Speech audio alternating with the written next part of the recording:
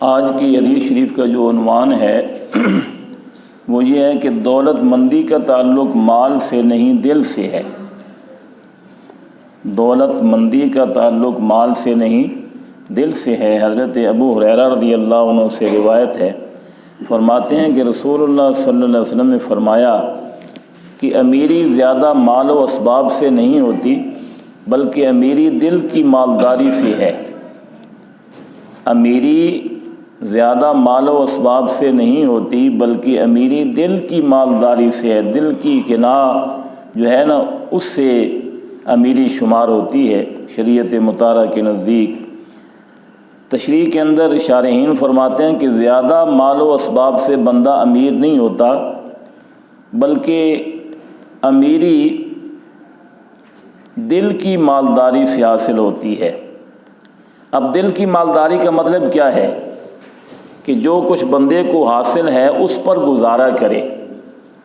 دل کی مالداری کا مطلب یہ ہے کہ جو کچھ بندے کو حاصل ہے، تھوڑا ہے یا زیادہ ہے، اس کے اوپر وہ گزارا کرے اور مال و دولت اور مالداروں سے بے پرواہ رہے۔ مال و دولت سے بھی بے پرواہ رہے اور مالداروں کے دروازوں سے جانے سے بھی بے پرواہ رہے۔ بلند حوصلہ اور عالی ہمت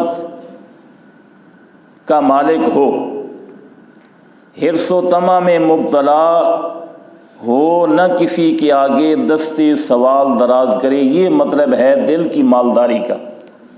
یہ مطلب ہے دل کی مالداری کا کہ کسی کے آگے دستے سوال دراز نہ کرے۔ جو شخص مال رکھنے کے باوجود مال و دولت پر حریص ہو اور مال میں زیادتی کا طالب ہو وہ فقیر و محتاج ہے۔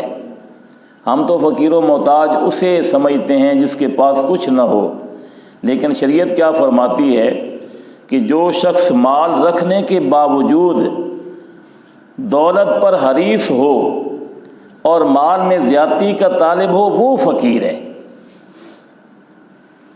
اور محتاج ہے۔ لہذا وہ غنی نہیں خواہ ظاہر میں کتنا ہی مالدار ہو۔ غنی امیر تب ہوگا جب وہ مال و دولت سے بے پرواہ ہو جائے گا۔ اللہ تعالیٰ ہمیں مال و دولت سے بے پرواہ بنا دے۔ بندہ مومن کی شان یہ ہے کہ وہ اللہ تعالیٰ کی ذات کی طرف محتاج رہے، مال کی طرف محتاج نہ رہے، اللہ تعالیٰ کی ذات کی طرف محتاج رہے۔ جب اللہ تعالیٰ کی ذات کی طرف محتاج رہے گا تو اللہ کریم خود بخود اسے مال و دولت عطا فرمائے گا۔ دنیا داروں سے بے پرواہ رہے، مگر آج حال یہ ہے کہ لوگ بظاہر احکام خداوندی سے بے پرواہ ہیں، یعنی احکام خداوندی کو بجا لانے کی کوئی پرواہ نہیں ہے، اور دنیا کی طرف ہر درجہ کے لوگ محتاج ہیں۔ شیخ عبدالحق محدث دہلوی فرماتے ہیں کہ بعض شارحین کی رائے یہ ہے کہ دل کی مالداری سے مراد یہ ہے کہ وہ علمی اور عملی کمالات انسان کو حاصل ہوں جن کے بغیر انسان مالدار نہیں ہوتا، یعنی مالداری اور دولت کا حصول کمال کے ساتھ ہے، مال کے ساتھ نہیں ہے۔ مالداری اور دولت کا حصول کمال کے ساتھ ہے، مال کے ساتھ نہیں ہے۔ کمال والوں کے نزدیک تونگری مال سے نہیں ہوتی کیونکہ مال صرف قبر کے کنارے تک جاتا ہے۔ تونگری اعمال کے ساتھ ہوتی ہے، نیک اعمال کے ساتھ اور کمال کے ساتھ ہوتی ہے۔ وہ جو اعمال ہوتے ہیں وہ قبر میں ساتھ جاتے ہیں۔